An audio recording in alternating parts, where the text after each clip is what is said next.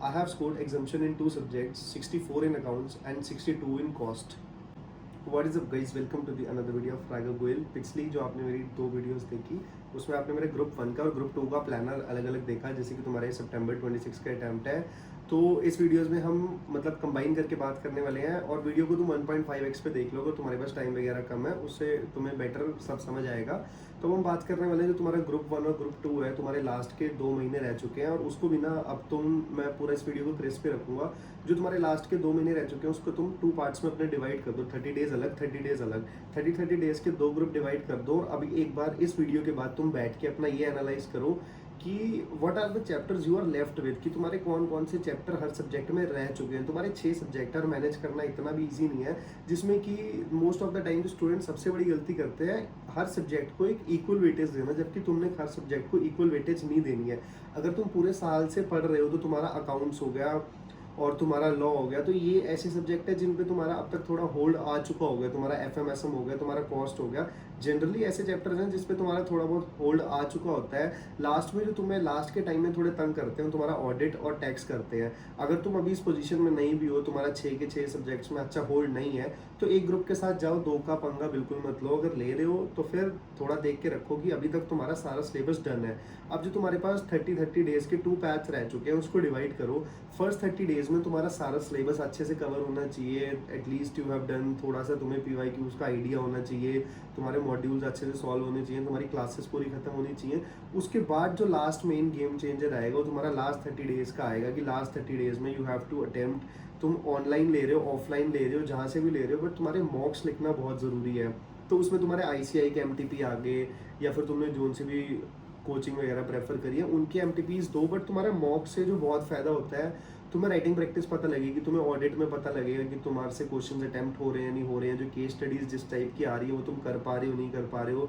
Tax में तुम्हें tax का पेपर की अगर मैं पूरा बात करूं, टैक्स के पेपर में तुम्हें नहीं समझ आता है अगर तुम पहली बार मॉक दोगे कि उस पेपर को तुम हैंडल कैसे कर रहे हो। कई बार टैक्स के पेपर में क्या होता है कि तुम्हारे क्वेश्चन ही ऐसे आ जाते हैं, 5 क्वेश्चन आने हैं टैक्स से, कई बार ऐसे आ जाता है कि ना कैपिटल गेन से क्वेश्चन बन रहा, ना PGBP से बन रहा, ना सैलरी से बन रहा। फिर वहाँ पे आके तुम फंसते हो और तुम्हें लगता है कि यह पेपर नहीं संभल रहा, तो उसमें फिर बंदे GST पे मूव करते हैं। तो टैक्स और GST की मेन चीज़ यही है कि टैक्स और GST में से तुम्हारा एक इतना पक्का होना चाहिए, जो कि मोस्टली केसेस में GST रहता है, ताकि तुम उसमें अच्छा स्कोर कर पाओ। अब जो तुम्हारे लास्ट के 3 मंथ्स हैं उसे हम ऐसे ही डिवाइड कर रहे हैं। सबसे पहले तुम्हारी सारी क्लासेस खत्म होनी चाहिए और तुम्हें एक बेसिक आइडिया होना चाहिए कि चैप्टर से क्वेश्चन आ कैसे रहे हैं।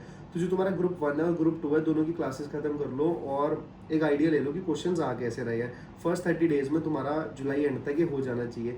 जैसे ही तुम्हारा अगस्त स्टार्ट होएगा, अगस्त से तुम्हारा मॉक बिल्कुल स्टार्ट हो जाने चाहिए। उसमें तुम 2 सीरीज ऑफ मॉक दो, 6 करके 2 बार तुमने देनी है। तो वो जब तुमने दी उससे तुम्हें पता लगेगा कि तुम अभी किधर स्टैंड कर रहे हो। अगर तुम्हें कुछ कमी लग रही है तो दोबारा अपने MTPs PYQs उठाओ, एटलीस्ट 5 से 6 अटैम्प्ट के तुम अच्छे से PYQs उठाओ, यूट्यूब पे अवेलेबल है, मैं तुम्हें हर उसके लिए नाम बता देता हूँ। अकाउंट्स के लिए तुम रेफर कर लो आकाश कंदोई, लॉ के लिए शुभम सिंगल, तुम्हारे GST के लिए विशाल भट्टर, टैक्स के लिए BB सर, कॉस्टिंग के लिए प्रणव पोपट, बहुत सारे टीचर्स अवेलेबल हैं, मैंने तुम्हें मेनली बता दिया। FMSM के लिए नमित अरोड़ा रेफर कर लो, ऑडिट के लिए नीरज अरोड़ा रेफर कर लो। तो तुम्हारे पास एम्पल ऑफ टाइम और अभी टीचर्स हैं, 2 महीने तुम्हारे अटैम्प्ट में बचे हैं, तो तुम आराम से कर सकते हो। तो लास्ट 2 मंथ्स में मेन फोकस यही रखो कि तुम अच्छे से क्वेश्चन राइटिंग प्रैक्टिस कर रहे हो, जो कि बहुत ज़्यादा ज़रूरी है।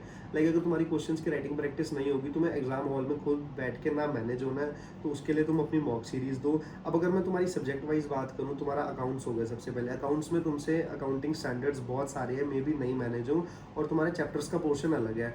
तो चैप्टर मेरे खुद एग्जाम्शन आई थी अकाउंट में, आई गेस मेरे 64 मार्क्स थे, मैं कंफ्यूज हूँ, या 66 कुछ ऐसे मार्क्स थे।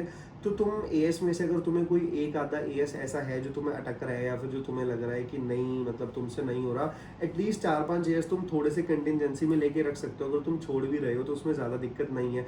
तुम्हारा चैप्टर्स का पोर्शन है, चैप्टर सारे करके जाओ। मैं पर्सनली एमलगमेशन भी छोड़ के गया था, तो उसमें कोई इतनी बड़ी बात नहीं है। जो पार्ट तुम्हें मुश्किल लग रहा है उसे अभी के लिए छोड़ दो, इतनी भी दिक्कत तुम्हें नहीं आएगी जो तुम सोच रहे हो। 120 नंबर का पेपर आता है तुम्हारे ऑप्शनल मिला के, उसमें से तुम्हें 50 नंबर लेने हैं, तो इतना भी मुश्किल नहीं है। तो तुम्हें जहाँ भी AS के पार्ट में फंसो या फिर चैप्टर के पार्ट में फंसो, अभी के लिए उसे टिक मार्क कर लो और अभी के लिए छोड़ दो, लास्ट में उसका बेसिक वगैरह करके चले जाना।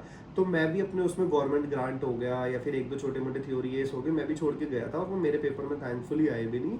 तो मुझे उससे फ़ायदा रहा। तुम्हारी लॉ की बात रही, लॉ में तुम्हारे तुम 2 चैप्टर हो गए, प्रिलिमिनरी और इनकॉर्पोरेशन, वो छोड़ सकते हो, आजकल उनसे इतना नहीं आ रहा है। अपना फेमा और एलएलपी वाले पार्ट पे ज़्यादा फोकस करो, उससे आजकल क्वेश्चंस बन रहे हैं। क्योंकि अदर लॉज से जनरल क्लॉजेज एक्ट हो गया, उससे भी मतलब तुम्हारे अदर लॉज वाले पार्ट से अच्छे खासे क्वेश्चन बन रहे हैं। तो तुम्हारा लॉ हो गया, तुम्हारा अकाउंट्स हो गया, उसके बाद तुम्हारी टैक्स और जीएसटी की बात रही। टैक्स और जीएसटी में मैं कहूँगा हैविली फोकस जीएसटी पे रखो, क्योंकि टैक्स में आजकल ये थोड़ा लोग घुमा रहे हैं, पेपर भी मुश्किल आ रहा है। तो तुम्हें अगर क्वेश्चन नहीं बना तो वहाँ पे पैनिक करोगे। टैक्स अपना करके जाओ, बट जीएसटी वाले पार्ट पे इस टाइम लास्ट के 2 मंथ्स रह गया, फुल फोकस कर दो। जीएसटी का तुम्हारा एक चैप्टर कंप्लीट होना चाहिए, ताकि तुम्हारा अच्छा खासा कवरेज जीएसटी से निकले। उसके बाद अब तुम्हारी बात रही फोर्थ पेपर तुम्हारी कॉस्टिंग की। कॉस्टिंग का एक भी चैप्टर मत छोड़ के जाओ, वो तुम्हारा ग्रुप 2 का एक तरीके से डील मेकर है। उसमें से तुम आराम से 70-80 मार्क्स तो मैंने आए बच्चों को लेते देखा है, मतलब कोई दिक्कत आती ही नहीं है। मैं 1-2 चैप्टर छोड़ के गया था, उसके बाद भी मेरा स्कोर 60+ था कॉस्टिंग में। तो कॉस्टिंग में तुम सारे चैप्टर करके जाओ। अगर तुम्हें मुश्किल लग रहा है, एक बार कमेंट डाउन कर दो कि you are living this chapter, then एक बार मैं देख लूँगा कि अगर बेसिक ही है वो, उसमें भी तुम छोड़ सकते हो कई चैप्टर, जैसे तुम्हारा batch costing, unit and batch costing वगैरह ज़्यादा उससे नहीं आता, तो तुम वो छोड़ सकते हो। अब बात रही उसके बाद तुम्हारे ऑडिट की। ऑडिट में मैं पर्सनली बता रहा हूँ, कम से कम अपने 4-5 चैप्टर मैं छोड़ के गया था। मैंने 5th चैप्टर जो इतना बड़ा है, वो आइटम्स ऑफ फाइनेंशियल स्टेटमेंट, मैंने वो छोड़ा था। ऑडिट रिपोर्ट मैंने छोड़ा था। 9 chapter different type of entities मैंने छोड़ा था। मैं बता रहा हूँ, इतने सारे चैप्टर छोड़ने के बाद भी मैं ऑडिट में ठीक स्कोर से पास हुआ हूँ 44 से। तो तुम 42 आई गेस 44, तो तुम ऑडिट छोड़, मतलब जो चैप्टर तुम्हें थोड़े बहुत मुश्किल लग रहा है, तुम फंसोगे एग्जाम में, बिल्कुल फंसोगे, वहाँ तुम्हें मैनेज करना पड़ेगा अगर तुम चैप्टर्स छोड़ के जा रहे हो। बट अगर ज़्यादा दिक्कत आ रही है तो तुम डेफिनेटली चैप्टर छोड़ सकते हो। 100% कवरेज करके तुम्हें कोई टैग नहीं मिलना है, तो तुम्हें कोई ICAI ट्रॉफी नहीं दे देने वाला। तो तुम इस चीज़ को मत माइंड में रखो कि तुम अपना 100% सिलेबस करके जाओ। 100% सिलेबस करना कहीं नहीं लिखा, जस्ट तुम सेफ मोड में आ जाते हो अगर तुम 100% सिलेबस कर रहे हो। बट अगर तुम्हारे चैप्टर्स हर सब्जेक्ट में 1-1, 2-2 चैप्टर छूट भी रहा है, तो मत फोकस करो, इतना कुछ नहीं है। लास्ट सब्जेक्ट तुम्हारा FMSM रह गया। SM के तो 5 चैप्टर है, मैं कभी नहीं उसमें से तुम्हें बोलूँगा कि एक भी छोड़ के जाओ। छोटे छोटे से चैप्टर है, वन शॉट भी यूट्यूब पे देख लोगे तो आराम से हो जाएगा। वो 5 के 5 चैप्टर तुम्हें करके जाने हैं। FM में बात रही, FM में तुम्हें मैनेजमेंट ऑफ वर्किंग कैपिटल मुश्किल लग रहा है, या फिर इन्वेस्टमेंट मुश्किल लग रहा है, इन दोनों में से कोई भी एक चैप्टर छोड़ के जा सकते हो। मोस्टली केसेस में बच्चे इन्वेस्टमेंट छोड़ते हैं। इन्वेस्टमेंट की जो थ्योरीज वगैरह तुम छोड़ के जा सकते हो, कोई इतनी बड़ी बात नहीं है अगर छोड़ दोगे। FMSM का पूरा पोर्शन करा है, आराम से कर लोगे। तो जस्ट थिंग इज, लास्ट के 2 मंथ्स रह गए, अपने उन एरियाज पे फोकस करो जो तुम्हें पता है कि तुम्हारा अच्छा है और जहाँ से तुम स्कोर निकाल लोगे। जस्ट 100% सिलेबस कवरेज के चक्कर में ऐसा ना हो कि तुम्हारी बेसिक भी छूट जाएगी, जो तुम्हारा एग्जाम में डीप कवरेज एग्जाम मांगता है, जो आना है, तुम वो भी छोड़ दो। 100% की तरफ मत भागो, जस्ट अपना जो तुम्हारा पक्का है वो करो, और उसके बाद अपने मॉक्स अटेम्प्ट करो। बाकी इस वीडियो को मैं यही स्टॉप कर रहा हूँ। जस्ट यही है कि जो तुम्हारा स्ट्रॉन्ग एरियाज है वहाँ पे फोकस करो, उसके बाद मॉक्स दो, 2-3 सीरीज दो, देखो कि तुम्हारा स्कोर बैठ रहा है, और जाके अपने अटेम्प्ट में बैठो, पक्का तुम्हारा अटेम्प्ट बढ़िया जाएगा। बाकी मैं अपनी अगली वीडियो में मिलता हूँ, जहाँ पे मैं अपनी थोड़ी बहुत RTI कॉपीज़ वगैरह शेयर करूँगा। जब वो वीडियो आएगी तो जिनका अटेम्प्ट है रेलेवेंट, वो अपने हिसाब से देख लेना कि थोड़ी बहुत राइटिंग वगैरह, क्वेश्चन आंसर फ्रेमिंग वगैरह कैसे होती है। बाकी हम मिलते हैं अपनी अगली वीडियो में। Thank you.